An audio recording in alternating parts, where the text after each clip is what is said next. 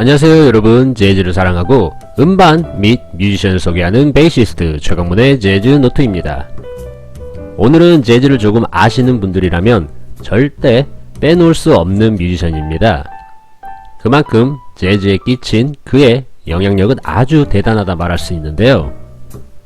조금 다른 얘기지만 우리나라의 중장년층들의 취미 음악생활 중 가장 널리 파급된 악기가 뭘까요?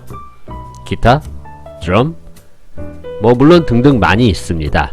하지만 이 악기는 많은 남성들의 로망이기도 하죠. 바로 색스폰입니다. 저는 색스폰을 취미로 하시는 분들에게 이 뮤지션을 꼭 한번 추천해 드리고 싶습니다.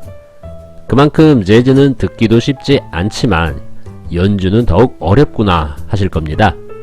찰리 파커, 마일 데이비스 등 거장들의 사이드맨으로 시작한 미국 모던 재즈 역사의 결정적인 인물, 바로 존 콜트레인입니다.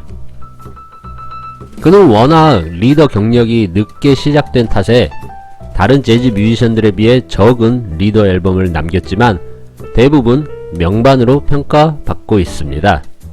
그리고 색스포니스트들 외에 다른 악기의 재즈 아티스트들에게도 많은 영향을 끼쳤으며 프리나 아방가르드 재즈 성향의 후배 뮤지션들에게도 신과 같은 존재로 여겨졌었죠.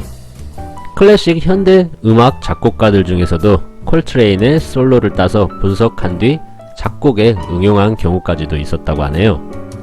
재밌는 건 찰리 파커의 비밥을 마스터하고 마일 데이비스의 하드밥 역시 습득한 다음, 그리고 당시 프리재즈에서도 정점을 찍은 뮤지션으로 여러분들에게 1964년작인 러브 스프링 이라는 앨범을 꼭 들어보시길 권해드립니다. 프리재즈 하면 오네 콜맨이 떠오르지만 존 콜트레인은 기본적으로 미친듯이 정확한 리듬을 탄탄하게 쏟아내는 리듬 섹션이 중심을 다잡고 있기 때문에 더욱 강력한 프리재즈 스타일이 아니었나 생각됩니다. 하지만 프리재즈의 존 콜트레인을 말하기 이전 그는 이미 최고의 하드밥 테너 색스포니스트였죠.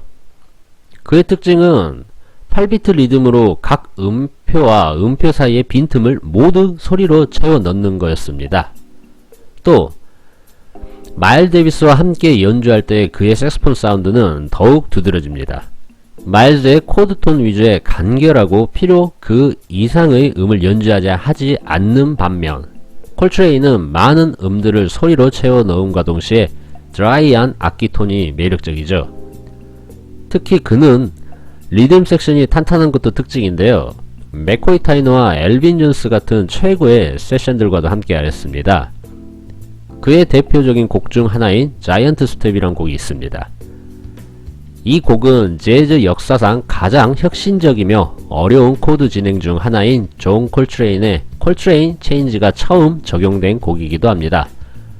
화성 진행 자체가 거인의 발걸음과 비슷하게 들린다고 하여 붙여진 이름이라고 하네요.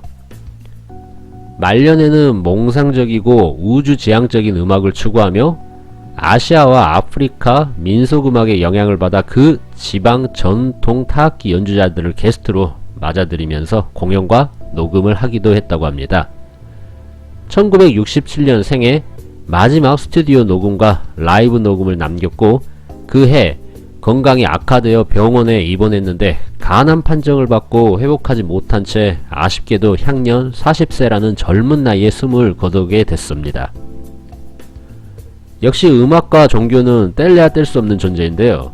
오늘은 존 콜트레인의 음악과 그의 종교, 철학이 만들어낸 프리재즈 등에 대해 아주 조금 설명해 드렸습니다. 아시죠 여러분? 모든 건 음악 속에 정답이 있다라는 듯이 유튜브 검색을 통해서 그의 다양한 색스폰 사운드를 감상해 보시길 바라며 지금까지 베이시스트의 최광문이었습니다. 감사합니다.